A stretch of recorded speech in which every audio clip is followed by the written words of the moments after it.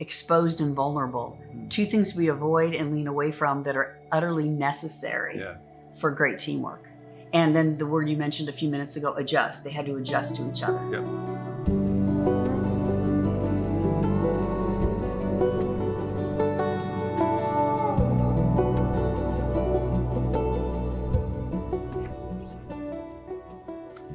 Change is coming today. I don't know much about you, but I know this. By the time you go to bed tonight, you're going to be a different person than you were this morning.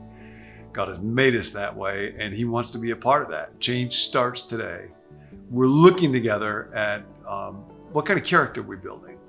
And in particular, what are the character strengths that God has given you? And the one that I want to talk about today, I had to bring Nancy in because this is a word that you love deeply, and it's team. Do you love that word? And the character strength is teamwork. And the folks that do research in this area define it as working well as a member of a group or a team, being loyal to that group, doing one's share. So citizenship is a kind of an interesting dimension of that. And I think the value of that seems to keep going down. We live in such an individualistic culture. So talk a little bit about team. Where did you learn to love teams so much? What is it about teams that you love?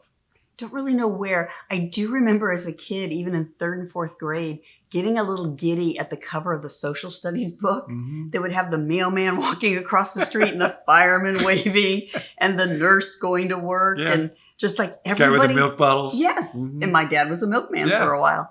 Everybody doing their thing, but there's this ecosystem. And oh my gosh, like on field trip days, which were my favorite, going into the forest on these hikes with the rangers, and you'd stop at the signage that would have a picture of the ecosystem. Yeah. It would have the bugs and the leaves recycling and the squirrels and the mountain lions, just that whole feeling of an ecosystem where everybody has a part to play and there's an interaction that happens.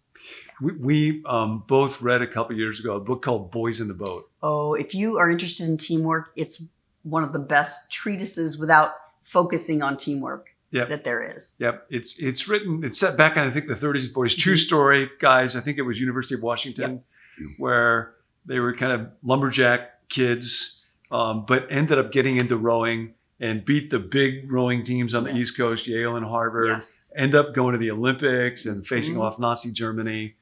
And so it's a thrilling story about the challenge of rowing. And all the intricacies. Like every kind of team is that way. There's complexities to it. You have to bring the best that you have to it, but then you also have to submit what you would naturally do for the betterment of the team. And they have a concept called swing. Yeah. You want to talk about that? No, keep going. You're on a roll. So they say when you're rowing, if people are too much focused on just individual, I can pull harder than anybody, so I'll try to pull the hardest that I can. That doesn't help. You have to bring the best that you can, but then also be aware of this is what you bring, this is what you bring. And so I will modify. It's a little bit like in a choir. The goal is not to sing as loudly as you can. You want to listen to other people and adjust what you're doing to them. And if you're all doing that together with each other, there'll be a moment when a boat experiences synchronicity, a unity, a harmony, where it's cutting through the water and it's like magic. And they will call that swing. When I was in high school, I had no idea, but I was in a choir that was directed by a guy named Lindy Lundstrom. You can look him up on Wikipedia. His contributions to church music, school and church choirs were just extraordinary. It was a public school. But what I didn't know was he loved team. Now, there was a choir, but it's that same thing. Everybody bring their gifts. High accountability. If the sopranos couldn't get their parts right, he would make them sing one at a time, the tricky line, so that you were utterly exposed and vulnerable. But the thrill of we're all contributing to something better than us. Yeah. And just, I mean, you hit a couple of great thoughts. Exposed and vulnerable. Two things we avoid and lean away from that are utterly necessary for great teamwork. And then the word you mentioned a few minutes ago, adjust. They had to adjust to each other. So there's this partnership. And it's true in a good marriage. It's true in parenting. It's true at work. There's so many places where, yes, we're an individualistic society. There are good components to that. It is wholly inadequate when unless the individual then also adjusts to and serves the greater good of the whole. And I think that's part of what I love about teamwork. I was reading, part of the research is for high school students who are a part of a team or have the strength of teamwork, loyalty, commitment, I'm going to help out, flourish in life much better than those who don't. That does not surprise me at all. Yeah. You're not isolated. If you're on a great team and other people admit mistakes, you start to realize you don't have to be perfect. I make mistakes too. It's okay. There's something about it's a little bit a picture of the Trinity. Like, I'm not sure God needed to be a team, but apparently he is. So there you go. I love that. Yeah. There is something Trinitarian about teams. Absolutely. Yep. And I was thinking when I was going through this research, if you were going to ask who is the highest impact team of all time, regardless of what you think about religion, the disciples, Jesus with the disciples would be it. And so that's another question. And they were a mess a lot of the time. Yep. Yeah. So I think paying attention to who Jesus put on the team and why. I've said this before, Matthew the tax collector and Simon the Zealot. Simon the Zealot only followed Jesus because he believed Jesus' number one goal was to overthrow the Roman government, which it wasn't. And Matthew the tax collector worked for the Roman government. And Jesus was the only thing they had in common. And apparently that was enough. But those conversations between those two guys with Jesus in the middle must have been interesting. James and John, sons of thunder, the Greek word actually means anger. Peter made more public mistakes that Jesus corrected him for than any of the rest of the disciples put together. Mm-hmm. He put Judas on his team. Mm-hmm. And to me, it felt like not what the flannel graph says, that Jesus went off and prayed and came back with these 12 names and went and found these people. It's really not what the Gospels say at all. It's like he came down from praying and went, you, come on. You, come on. You, I can do this with anybody. Come on.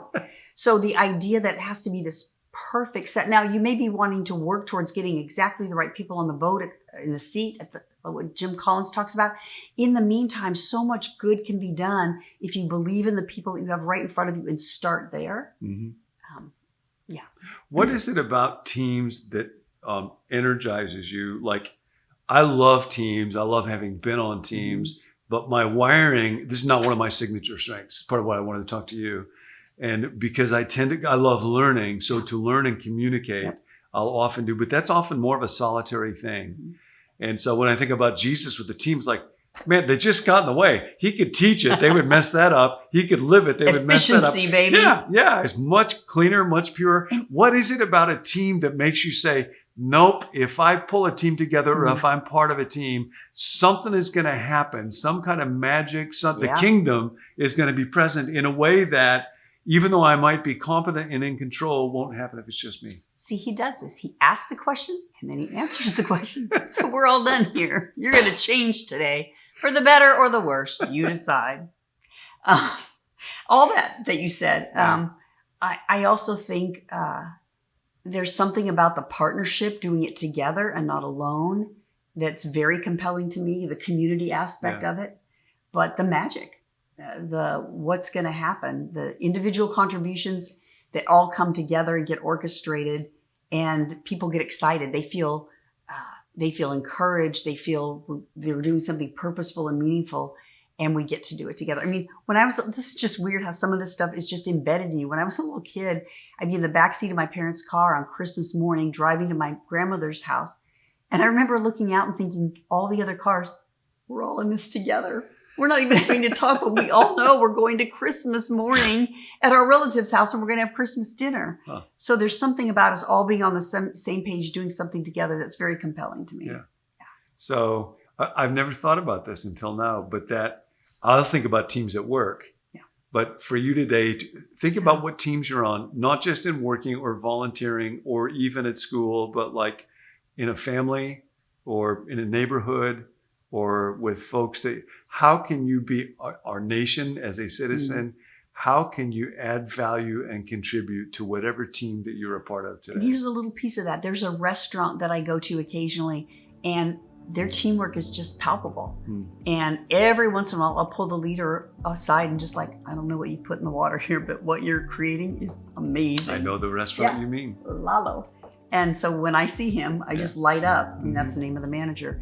So you can even comment on somebody else's capabilities around team. Change is coming today. That's great. Thank you.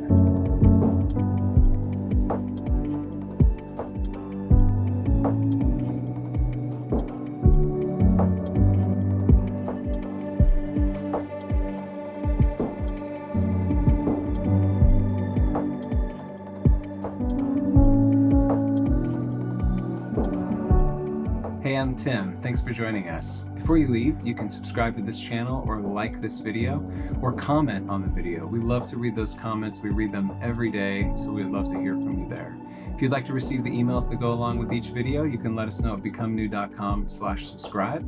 Or if you have a prayer request, we would love to pray for you. You can text that request to 855-888-0444. See you next time.